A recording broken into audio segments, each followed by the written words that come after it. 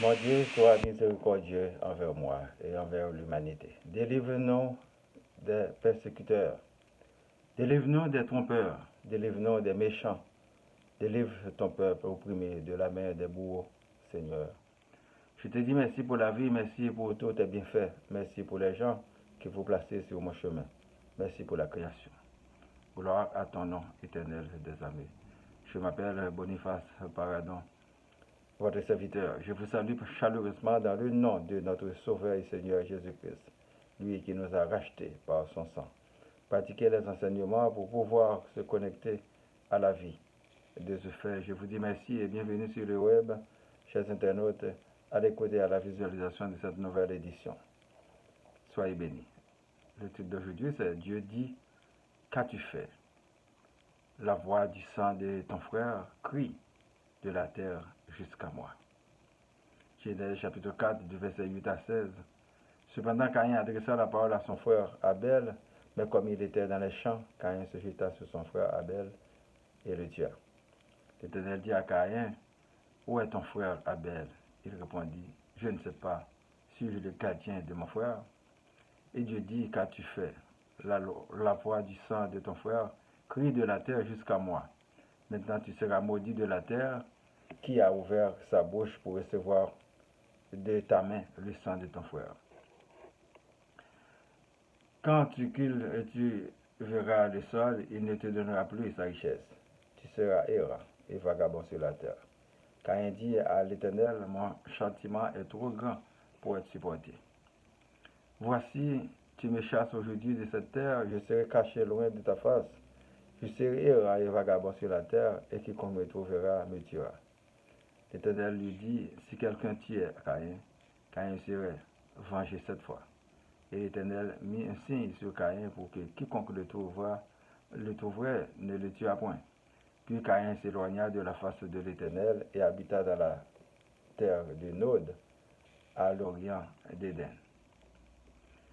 Pour la prédication, mes frères et sœurs dans le Seigneur, que l'Éternel, notre Dieu créateur, vous bénisse. Qu'il ait pitié de vous. Un criminel, que son crime soit secret ou dévoilé, ne connaîtra jamais la paix. Car le sang des innocents le suivra partout où il se trouve, montera jusqu'à Dieu et il vengera les innocents. Nous adressons nos sincères sympathies à toutes les victimes des catastrophes naturelles dans le monde, et spécialement en Turquie et en Syrie. Que Dieu renforce les survivants et les siens dans son amour.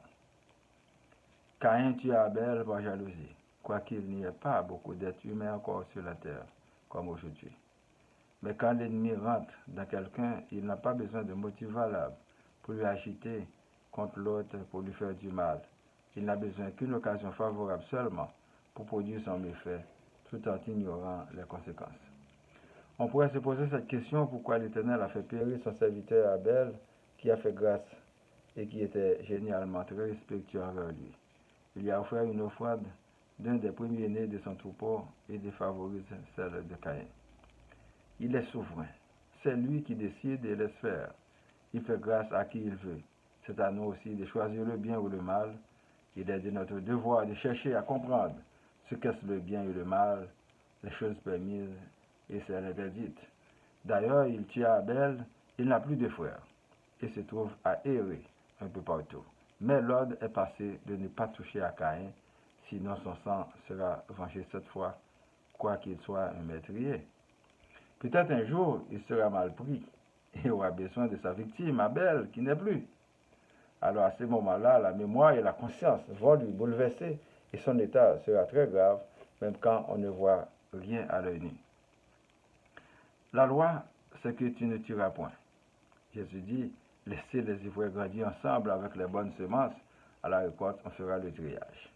Une ville ou un pays où le taux de criminalité demeure élevé n'est pas une bénédiction et la vengeance de l'Éternel n'est pas loin.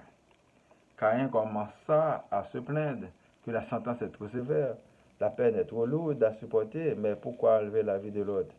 Si l'être humain décida de vivre l'amour l'un pour l'autre, il n'aura aucun problème. Pourtant, d'après l'histoire, l'un avait besoin de l'autre, l'éleveur avait besoin du laboureur et vice-versa. Mes bien-aimés, pour vivre une vie heureuse et tranquille, nous n'avons pas besoin de tuer ou de comploter contre les autres. Même quand nous sommes 8 milliards présentement, ou le double, la terre ne sera jamais remplie. Il ne suffit de raviver l'amour qui est en nous et de travailler en conséquence. Avec amour, une mère élève 10 enfants et par manque d'amour réciproque, 10 enfants ne peuvent pas s'occuper de la mère. Peuple haïtien, réveillez-vous, mettez-vous au travail pour sortir de la servitude et de la mendicité. Votre état actuel réjouisse les ennemis, les apatrides et les corrupteurs. Vous croyez trop dans de beaux discours des menteurs. Mes amis, les pays n'ont que des amis, des intérêts, mais pas d'amis. Cherchez à résoudre le problème de la faim, dont la seule vraie solution doit obligatoirement passer par le travail.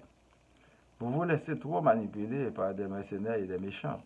Cherchez le Seigneur, afin qu'il ouvre vos yeux pour sortir du grand marasme de toutes sortes.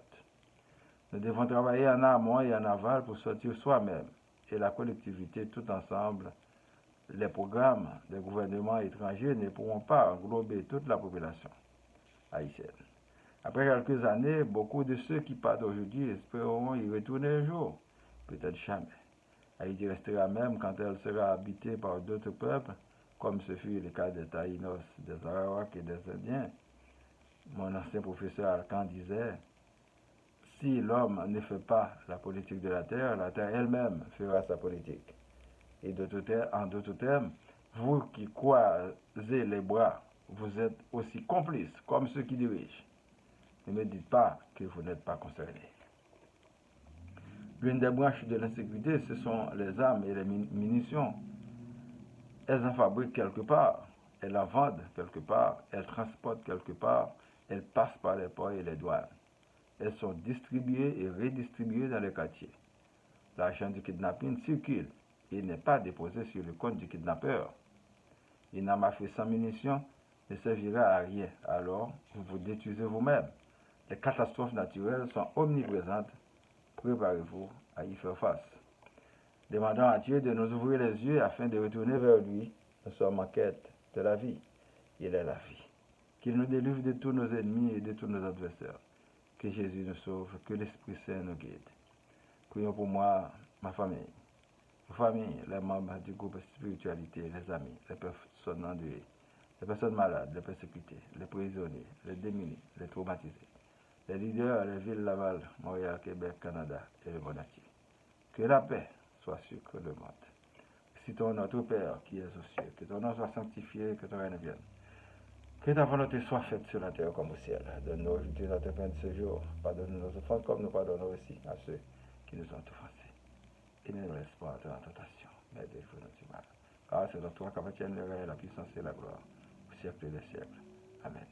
Je vous souhaite de passer une bonne journée et une bonne semaine.